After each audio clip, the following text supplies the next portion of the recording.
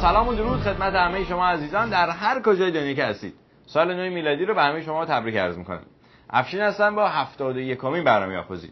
این برنامه به صورت هفتگی و با هدف اصلی اطلاع رسانی تهیه میشه.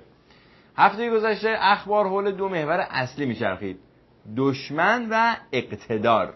در همین راستا ابتدا سری میزنیم به نمایش اقتدار نظامی نظام در هفته گذشته و بعد از آن اقتدار نظام رو در عرصه‌های دیگر هم بررسی میکنیم و از آنجا به مقوله اقتدار در نظام ورود میکنیم به طور کلی و به همین روی سر از فتنه در میآوریم و اندکی قضیه فتنه و اقتدار را با هم در میآمیزیم. همونطور که اشاره شد اخبار هفته گذشته تحت تأثیر اقتدار نظام بود و مقتدرترین نشانه این اقتدار هم در نمایش نظامی است. طبق برنامه قرار رزمایش محمد رسول الله از فردا به مدت 1 هفته با حضور یگانهای نیروهای زمینی، دریایی و قرارگاه پدافند هوایی ارتش در منطقه جنوب شرق کشور برگزار بشه که برگزار هم شد و بخش بزرگی از اخبار هفته گذشته را به خودش اختصاص داد. بر اساس ادعای نظامیان نظام این رزمایش در مساحت 2 میلیون کیلومتر مربع انجام شد، یعنی بیشتر از کل مساحت کشور. قراره در این رزمایش 7 روزه آخرین دستاوردها و تجهیزات دفاعی ارتش آزمایش بشه و توان نظامی نظام که نشانه اقتدار هم هست به مردم گوشزد بشه. اصولاً از اینجور مانورهای نظامی در بیشتر کشورهای جهان برگزار میشه، اما در کشورهای دیکتاتوری و عموماً فقیر برای خوش کردن دل مردمشون و گاهی هم ترسوندن مردمشون به این مانورها پوشش خبری گسترده‌ای داده میشه، خصوصا در داخل اون کشور. و در همین راستا در تلویزیون ملی با استفاده از آخرین تکنیک‌های انیمیشنی در بخش خبر این اقتدار به رخ مردم کشیده شد. تلفیق حفاظت، آتش و تحرک یعنی تانک و هر کی این سه رو با هم داشته باشه تعیین کننده میدان نبرد. حالا اینجا تانک ذوالفقارها کاملا بومی و چندین بار هم به دست توانمند متخصصان سازمان تحقیقات و خودکفایی نیروی زمینی ارتش جمهوری اسلامی ایران بهینه‌سازی شده. کاملا بومی. البته اینکه یک تانک حداقل 20 تنی رو چه نیروی محرکه‌ای به حرکت در میاره یه خورده در بومی بودن شبهه ایجاد میکنه. یعنی وقتی با تحریم فرانسه ساخت موتور پژو 405 و پژو 206 و رنو به مخاطره میفته، ساختن یه موتوری که بتونه یه همچون تانکی رو به حرکت در بیاره یه خورده شک برانگیزه. البته این حداقل شبهه راجع به این تانک کاملا بومیه. این جنگنده میراژه که برای نمایش آماده شده. جنگنده مجهز به 6 موشک AGM-65 مشغول به ماوریک که زیر بالهاش نصب شده. این یک موشک جنگی هوا به سطحه که برای شلیک در شرایط بد آب و هوایی طراحی و ساخته شده. ساخته امریکاست و حالا ما به توانمندی طراحی، ساخت و تولید انبوه اون دست پیدا کردیم. شایان ذکر است که این جنگنده های میراژ اساساً به ما تعلق نداشتن و ندارن و در زمان جنگ بعثی های عراق با آمریکا از عراق به غنیمت گرفته شدن. بدین ترتیب که خلبان‌های عراقی از ترس سرنگون شدن هواپیماهاشون توسط جنگنده‌های آمریکایی به داخل خاک ایران پناهنده شدن و قرار بود این هواپیماها به صدام حسین برگردونده بشه. یعنی اینم از صدقه سر آمریکا گیر نظام مقدس اومده. اون موشک‌ها هم همونطور که همکارم در استودیوی 23 میگفت اصلش آمریکایی هستن و ما با اقتدار از اونها کپی کردیم. یعنی اوج فناوری ما کپی کردن از جنگ افزارهای آمریکاییه. هواپیماهای سوخوی 24 هم در رزمایش امروز برای پشتیبانی از شناورها به پرواز در اومدن و با شلیک موشک‌های ماوریک و راکت‌های بهینه‌سازی شده اهداف شناور رو منهدم کردن. بسیار عالی. البته اون هواپیماهایی که اول نشون میدادن سوخوی 24 نبودن، بلکه هواپیماهای F4 یا همون فانتوم‌های آمریکایی بودن که در زمان طاغوت خدا بیامرز از آمریکایی‌ها خریداری شده بودن و الان بیشتر از 40 سالشونه و در تمام نیروی هوایی دنیا از رده خارج شدن و کنار گذاشته شدن، اما همچنان در مانورهایی که توسط نظام مقدس برگزار میشه خودنمایی میکنن، چون هواپیمای عملیاتی بهتر از این فعلا در نیروی هوایی نداریم. هواپیماهای سوخوی 24 هم اگر اشتباه نکنم از همون هواپیماهای عراقی است که از صدقه سر آمریکا گیرمون اومده که اتفاقا اونها هم 30-40 سالشونه و از رده خارج شدن. نمیدونم چرا در این مانورهای نظام مقدس از اون هواپیمای رادارگریز قاهر که به دست توانمند نیروهای ولایت مدار داخلی ساخته شده بود استفاده نمیشه. امیدوارم هیچ وقت جنگی صورت نگیره. اما اگر خدای نکرده یه وقت جنگی صورت بگیره، نیروی هوایی ایران ظرف چند ساعت توسط نیروی هوایی حتی امارات از صفحه گیتی حذف میشه. به هر حال در این سلسله برنامه‌ها سعی شد تا اقتدار نظام در عرصه‌های نظامی حسابی به مردم یادآوری بشه. اما در این بین اخبار روزمره هم پخش میشد که حاکی از اقتدار نظام در عرصه‌های دیگه بود. هرچند مسئولان سازمان جنگل‌ها و منابع طبیعی کشور از تشدید نظارت و مراقبت از جنگل‌ها خبر میدن، اما با این همه و به گفته خود این مسئولان، قاچاق چوب به عنوان یکی از عوامل تهدید کننده و تخریب کننده جنگل‌های کشور امسال نسبت به سال‌های قبل افزایش زیادی داشته. درختای توی جنگل‌ها رو میان میبرن، بعد چوبش هم قاچاق میکنن. هیچ کس هم نیست بیاد بهشون بگه آقا خانوم شما کی هستین؟ مال کجا هستین؟ چجوری میتونین بیاین درختای چند صد ساله یه جنگل رو ببرین، بعد چوبش هم بار کامیون کنین ببرین بدون اینکه هیچ مسئولی ببینه؟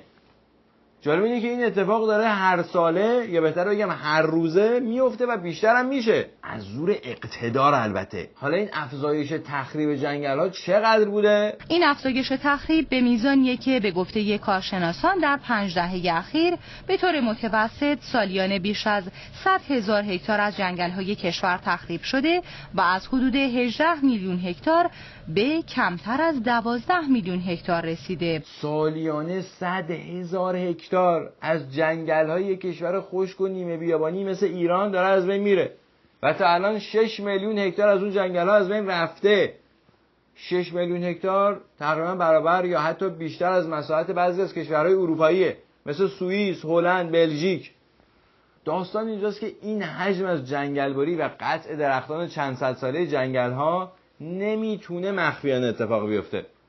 یا نهادهای مسئول مقتدر در این کار همکاری دارن و یا یک نهاد بزرگتر و مقتدرتری بدون همکاری با نهادهای مسئول خودش زحمت بالا کشیدن این سرمایه ملی رو به عهده گرفته. نکته کلیدی در مورد این جنگل بری قاچاق بودن چوب این جنگل هاست، چون اصولا هر کالای قاچاقی از مالیات و کلیه حساب کتاب ها معافه و پولش درسته میرسه به اون نهاد مقتدره. یه نمونه دیگه اقتدار بدم خدمتتون. تحمیل هزینه سوء مدیریت خودروسازهای داخلی به مصرف کننده پای ثابت گزارش‌های تحقیق و تفحص. این بار سوء استفاده رنوی فرانسه از این ضعف مدیریت.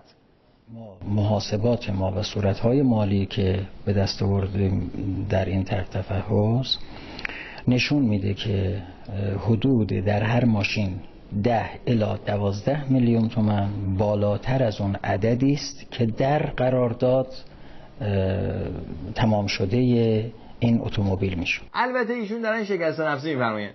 اون 10-12 میلیون اضافه همش هم به رنوی فرانسه نرسیده که مدیران ولایت مدار داخلی یه بخش از اون 10-12 میلیون رو گذاشتن جیبشون، بعد کشیدن روی پول ماشینا و گفتن رنوی فرانسه از ما اضافه گرفته، فقط به خاطر به دست آوردن معنویات و رسیدن به بهشت. البته به هر حال چه رنوی فرانسه مقتدر بازی در آورده باشه، چه مدیران داخلی، چوب این اقتدار صاف رفته تو چشم مردم ایران. یه نمونه دیگه از این اقتدار، سالیانه نزدیک به 250 تن زعفران در کل جهان تولید میشه که از این مقدار بیش از 200 تن اون متعلق به کشورمونه، یعنی تولید 90% زعفران جهان. حالا نماینده مردم تربت حیدریه در مجلس گفته در حال حاضر زعفران ایرانی به نام زعفران اماراتی در بازارهای دنیا عرضه میشه. زعفران ایرانی به اسم زعفران اماراتی معرفی میشه در دنیا. گذشته از اینکه امارات سراسر پوشیده از شن و ماسه است و همین یه خورده درخت و سبزی که میبینید درش داره رشد میکنه در خاک قاچاق شده از ایران به اونجا داره رشد میکنه، اما مساحت امارات به اندازه مساحت جنگل‌های نابود شده در ایران در یک سال هم نیست. و اینی که زعفران ایرانی به اسم امارات در دنیا داره معرفی میشه نشان از عزم راسخ مسئولان مقتدر نظام مقدس در به اقتدار رسوندن کشور داره. یه مثال دیگه از این اقتدار ملی، جمعاً بالغ بر 14 میلیون متر مکعب در سد لار آب داریم که تقریباً از این 14 میلیون متر مکعب 2 تا 3 میلیونش قابل استفاده است دیگه. از 11 میلیون دیگه نمیتونیم ما استفاده کنیم. چند روز دیگه جواب میده؟ اگر بخواد در واقع نهایت 15 تا 20 روز دیگه. این خط مارپیچ سیاه که روی برفا میبینید تنها ورودی آب به سد لاره که در کمترین وضعیت خودش قرار گرفته و دیگه میشه گفت سد لار خشک شده، که این هم نشان از اقتدار مسئولین مقتدری داره که در بالادست این سد چپ و راست مجوز ساخت و ساز دادن و چاه آب زدن و این شده که الان ورودی این سد همون خط باریکه شده که دیدین و دریاچه سد لار هم مثل بسیاری از دریاچه ها و رودخانه ها و تالاب های دیگه در کشور خشک شد. البته این سرنوشت در انتظار دریاچه های سدهای دیگه اطراف تهران هم هست. سال گذشته ما این وقت حجم سد امیرکبیر 100 میلیون متر مکعب بود، الان 75 میلیون متر مکعب هستش، 25% منفی هستش. سد طالقانمون منفی 4% هستش نسبت به سال گذشته. سد طالقان الان کلا 154 میلیون در اصل حجمش هستش الان، در صورتی که حجم اصلی سد 420 میلیون متر مکعب هست. یعنی آینده سد کرج یا امیرکبیر و آینده سد طالقان هم مثل الان سد لار خواهد بود که سعی میشه عامل اون خشکسالی سالیانه معرفی بشه. اما حتی اگر میزان نزولات آسمانی کشور نصف هم شده باشه که نشده، باز هم سطح دریاچه پشت سدها نباید تا این حد پایین بیاد. پس دلیلش برمیگرده به همون اقتدار مسئولین در صدور مجوزهای بی حساب و کتاب که البته سرشار از معنویات بودن. البته اینا که تا اینجا دیدین فقط بخشی از اقتدارهای مربوط به اخبار هفته گذشته است و اون اقتدار گنده ها مثل سد گوسفند بمانند. اگر ما تو کشور ما انواع سلاح و امکانات نظامی داشتیم ولی برای گندم نیازمند بودیم به دیگران، برای جو نیازمند بودیم به دیگران، برای گوشت نیازمند بودیم به دیگران، برای روغن که گفتن ما فاصله هم داریم. اگه همش دست ما دراز بود به بیرون میشه اقتدار؟ چرا نمیشه؟ توجه بفرمایید. یعنی همینطور هی بر اقتدار و قوام نظام جمهوری اسلامی در طول این سالها افزوده شده، لذا میبینید حیثیت و موقعیت جمهوری اسلامی هم بالا رفته. توجه فرمایید. اقتدار اصلا ربطی به نیاز کشور به گندم و جو و گوشت و روغن و شکر نداره. ربط به جنگ افروزی در منطقه داره. حمایت از بشار اسد، حزب الله لبنان، حوثی‌های یمن به هر قیمتی. آقای بزرگم اصلا از این حرفای شما آقای روحانی خوشش نمیاد. با سخنرانی و تشویق و شعار درست نمیشه، ما در مقام عمل باید اقدام بکنیم. خلاصه آقای روحانی این روزا از این حرفایی که آقای بزرگ رو داره دستشون خوششون نمیاد زیاد میزنن. برای مثال میشه به سخنان ایشون در بانک مرکزی اشاره کرد که از صدا و سیمای ملی هم پخش نشد. شما دیدید یک تصمیم گیری برای مسکن مهر چه بلایی سر کشور آورد؟ چه جور تصمیم گرفتن؟ چه جور بانک مرکزی زمان زیر بار رفت؟ چه جور بانک مسکن تونست این پول رو از بانک مرکزی بگیره؟ چه جور پول چاپ کردن؟ چه جور نداره که همون جور که تمام تصمیم‌های غلط دیگه در نظام مقدس گرفته شده و میشه. حالا چقدر پول چاپ کردن؟ هر چه پولی که در تاریخ ایران چاپ شده بود 40 و چند درصد کل اون پول چاپ کردن برای بانک مسکن. 40 و چند درصد تمام پول‌هایی که در 100 سال گذشته در ایران چاپ شده؟ چقدری بوده این مقدار؟ حدود 45,000 میلیارد تومان پول بانک مرکزی چاپ کرد، پایه پولی رو آورد بالا، در اختیار بانک مسکن قرار داد تا مسکن بسازن. اونم چه مسکنی؟ مسکن مهر که خیلی از جاها مدرسه هم نداره، بیمارستان هم نداره و بعضی از جاها حتی آب و برق هم نداره، اما هنوز یکی از مظاهر اقتدار نظامه. که یک کسی بیاد حساب کنه برای مردم این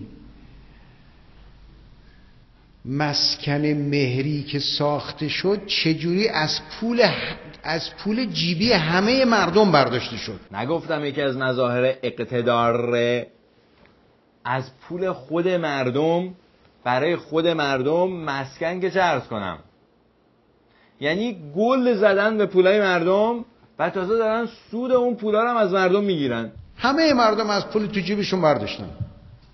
کار به نظر من بی‌نظیری از نظر بی‌انضباطی مالی صورت گرفت. حالا دولت بعدی هم که آمد ما مجبور شدیم ادامه بدیم. به هر حال عجب. بعد نتیجه این بی‌انضباطی بی‌نظیر مالی چی شد؟ میخوام بگم بی‌انضباطی مالی اینجور کشور رو به هم میریزه. اثر اون پول چی شد؟ شد تورم 40%، 40 خورده‌ای درصد، 45% نقطه به نقطهش. یه دولتی آمده به مردم وعده داده، پولی از مردم گرفته، میدونه و این راه اشتباه بوده، غلط بوده، و ناچار بودیم این راه رو تکمیل بکنیم. آهان، پس این بی‌انضباطی بی‌نظیر مالی در دولتی انجام شده که نظر آقای بزرگ به نظرش نزدیکتر بوده. اختلاف نظر دارن با هم در زمینه مسائل خارجی اختلاف نظر دارن، هم در زمینه نحوه اجرای عدالت اجتماعی اختلاف نظر دارن، هم در برخی مسائل فرهنگی اختلاف نظر دارن و نظر آقای رئیس جمهور به نظر بنده نزدیکتر است. بله، الله اکبر. واقعا خلاصه نتیجه این نزدیکی نظر باعث شد که اون آقای رئیس جمهور منتخب بشن و در این منتخب شدنشون تثبیت بشن. نگرانی و دغدغه‌ای که وجود داشت و خط قرمزی که برای نیروهای انقلاب وجود داشت این بود که مجدداً نیروهای مخالف انقلاب و ارزش‌های انقلاب که در دوران دوم خرداد فرصتی پیدا کرده بودند و در حاکمیت نفوذ کرده بودند، اونها مجدداً روی کار بیان. فرمانده بازوی مقتدر نظام آقای یحیی یا عزیز جعفری بودند و این سخنان ایشون مربوط میشه به اندکی پس از سرکوب معترضین به نتیجه انتخابات سال 88. تو این انتخابات و جریانات بعد از اون هم مشخص شد که اونها به چه دلیل این همه اصرار دارند که سپاه و بسیج تحت عنوان نیروهای نظامی نباید به هیچ وجه در انتخابات دخالت بکنن. نباید دخالت بکنیم تا اونها بتونن کار خودشون رو انجام بدن و مزاحمتی برای اونها سپاه و بسیج نداشته باشن. پس دخالت کردن تا اون نیروها به قدرت نرسن. یعنی اصولا اگر ملاک رأی مردم بود، خب دیگه نگرانی برای چی بود؟ برای چی باید نیروهای بسیج و سپاه دخالت میکردن؟ و کلا این آقایون در چی دخالت کردن؟ این اقرار فرمانده سپاه به دخالت در انتخابات که خلاف قانون است، یک سند با ارزش از تقلب در انتخابات 88 است. اون قدرتی که از انتخاب مردم به وجود آمد این محترم است. در مقابل او کسی نبایستی سینه سپر بکنه.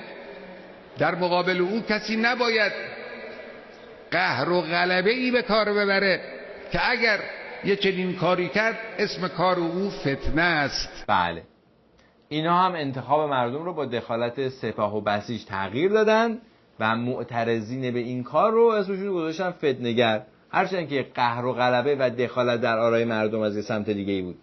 نتیجه این دخالت هم میشد که فساد مالی روز به روز گسترده تر شد، انحصارات انحصاری تر شد و در نتیجه معنویات بیشتری سرازیر شد به جیب‌های یه عده خاصی و به طور کلی ما روز به روز مقتدرتر شدیم و تمام منافع و منابع ملیمون به فنا رفت. همایش پتک جمهوریت بر سر اشرافیت به منظور پاسداشت حماسه 9 دی امروز در سالن بصیرت مجتمع فرهنگی 13 آبان برگزار شد. همایش پتک جمهوریت بر سر اشرافیت در سالن بصیرت مجتمع فرهنگی 13 آبان یا همون سفارت سابق آمریکا برگزار شد.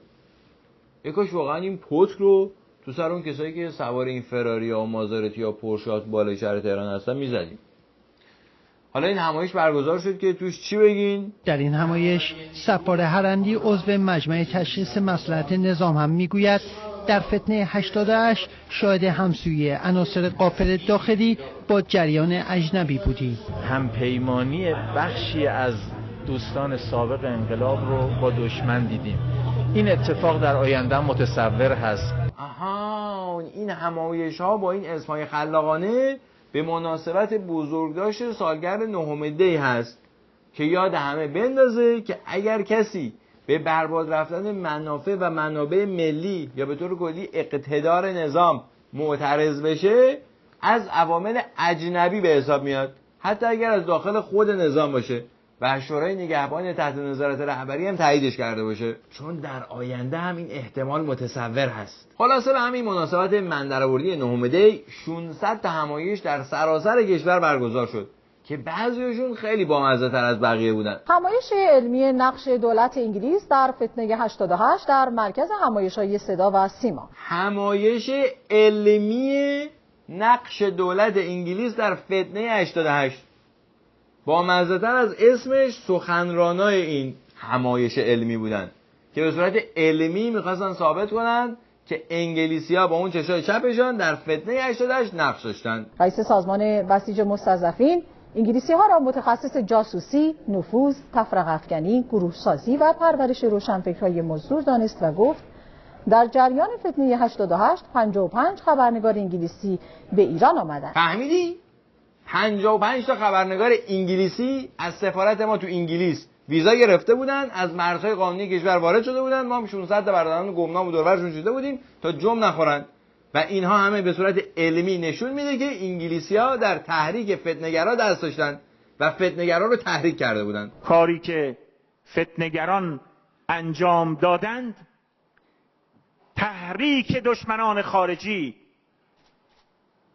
و اشتهای آنان برای دستیابی به آرزوهای مدفون شده، فریز شده، ناکام مانده و ناقص آنان بود. خلاصه تو این همایش ما نفهمیدیم که انگلیسی‌ها فتنه‌گرا رو تحریک کرده بودن یا فتنه‌گرا انگلیسی‌ها رو تحریک کرده بودن.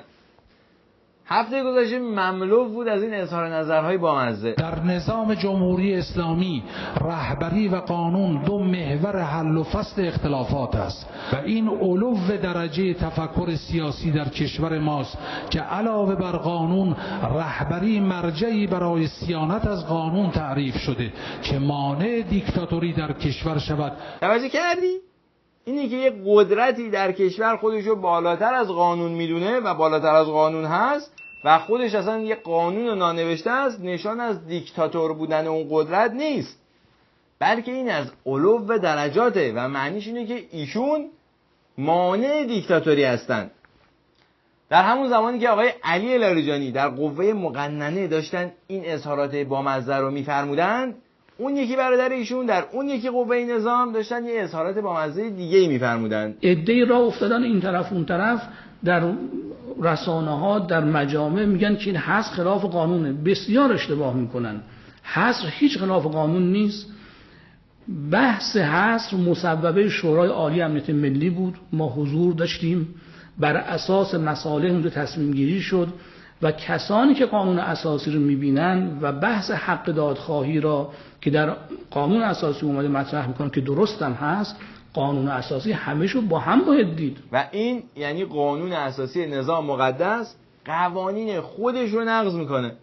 یعنی اگر در یک جایی از این قانون اساسی به مردم یک حقی داده شده، در یک جای دیگه از همین قانون اساسی به یه نفری، همون مانع دیکتاتوری، قدرتی داده شده که میتونه این حق رو از مردم بگیره به نفع خودش. شورای عالی امنیت ملی بر اساس وظایف خودش مصوبه داشت در مسئله حصر، مصالح کشور و امنیت کشور رو در نظر گرفت. به نظر من هم کاملا درست در نظر گرفت، چون بنا نبوده فتنه دیگری رو به راه بندازن. لذا حصر کاملا قانونیه، بر حسب مصوبه شورای عالی امنیت ملی هست و کسانی که غیر قانونی میگن اینا نصف قانون اساسی رو قبول دارن. توجه کردی؟ این قانون اساسی یه نصفه دیگه داره که در اون نصفه با دادن اختیارات به اون مانع دیکتاتوری، این یکی نصفه قانون اساسی رو اساسا نقض میکنه. ما در محاکمه کردن هیچ مشکلی نداریم، هیچ خوفی هم از احدی نداریم. ما پرونده های اینها رو به اندازه کافی عرض میکنم مملو از موارد اتهامی میدانیم. بله، در این که شما میتونید هر پرونده‌ای رو مملو و از اتهامات کنید اصلا شکی نیست. ما چه عرض میکنم خوفی داریم از رسیدگی به این جور پرونده؟ هیچ خوفی وجود نداره. خب پس برگزار کنین دیگه تا قال قضیه کنده شه. منتها ما احساس میکنیم مسئله رسیدگی قضایی نیست. اینها دوباره بساط ایجاد فتنه دیگری دارن، چون در اونجا نتونستن پیش ببرن از یک کانال و مسیر دیگری بخوان دنبال کنن. آها، پس از برگزاری دادگاه نمیترسین، فقط میترسین که اونا بیان تو دادگاه یه حرفایی بزنن و رازهای از مانع دیکتاتوری برملا بکنن که دو مرتبه یه فتنه دیگه به وجود بیاره و دو مرتبه مردم بیاره به خیابونها. این هویت ماست، این حیثیت ماست، این آینده ماست، این ترسیم کننده سرنوشت ماست. هر چه در فهم تو آید آن بود مفهوم تو. امیدوارم این برنامه را مفید یافته باشید. برنامه بسیار زیبا و پرمغزی بود. اگر این برنامه را مفید یافتید در اشتراک گذاری آن با دیگر دوستانتان جدا کوشا باشید. به صفحه فیسبوک برنامه سر بزنید و من را از نظراتتون آگاه کنید. با تشکر از تلویزیون اندیشه و با تشکر از همه شما که همراه برنامه هستید. تا دیداری بعد، خدا نگهدار و شب و روزتان خوش. خداوند انشاءالله همه ما را آدم کن.